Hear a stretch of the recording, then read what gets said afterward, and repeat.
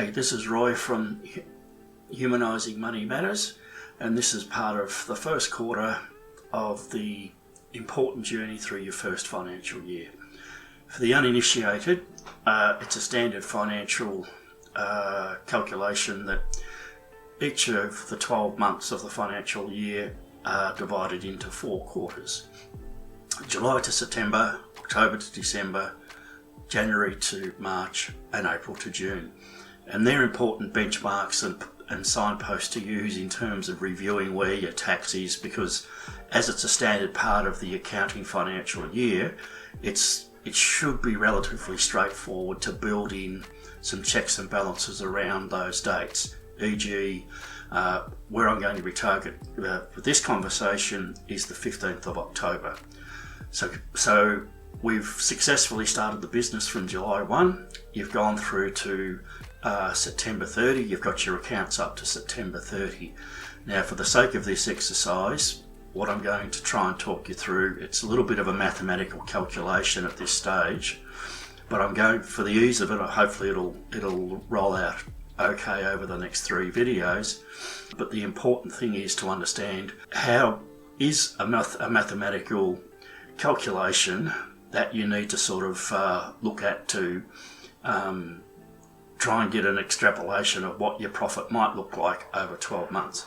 For example, we'll make an assumption that your profit is for the first quarter for 3 months is $15,000. Okay, so for 1 quarter, that's $15,000. For this exercise, we're going to assume that you're going to make that profit for the next 3 quarters. So therefore we take the 15,000, multiply it by 4, and that gives you an anticipated estimated profit for the year of $60,000. Now, by consulting your tax scales and tax tables freely available on the ATO website, you can determine that on $60,000 profit, you're roughly going to have to pay $12,000 tax. So that makes the equation nice and easy. So to bring that $12,000 back to this quarter, you divide it by 4, because you've got 1 quarter at 15,000. So you divide the 12 by 4, and that's $3,000. So at this stage, you're anticipating to pay $12,000 tax at the end of the financial year. You've gone 1 quarter through it, therefore you should put $3,000 aside to go towards your tax at the end of the year.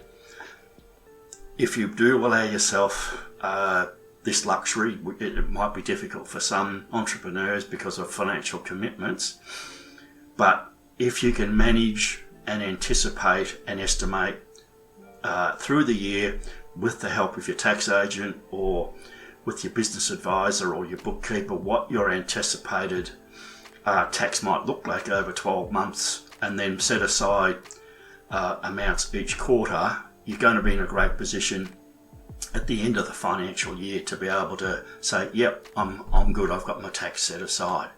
So it's really important to understand that at the end of September, December and March that we can do those calculations, and then it's a slightly different one which I'll get to lately for the last quarter.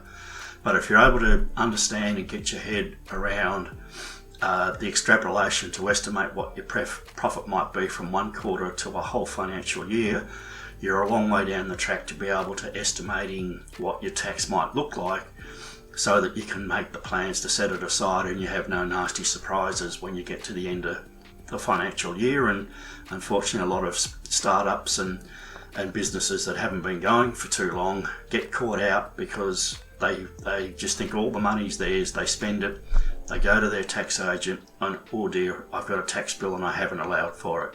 So this is probably the start of a really important education process to understand what responsibility that will help you in the long run if you plan for your tax as you go, rather than waiting to put your tax return in and then getting a problem to say, gee, I've got, for example, on $60,000, if you haven't provided, that's $12,000 you've got to find and you might not have it. So it's really important to make sure that you've got this process under control.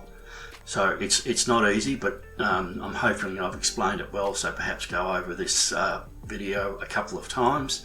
And if you've got any questions, reach out to your tax agent or your tax accountant, or I'm happy to take calls or inquiries to see how best I can help you. Once again, it's Roy from Humanising Money Matters, signing off. Hope you have a great day. Thanks so much. See ya.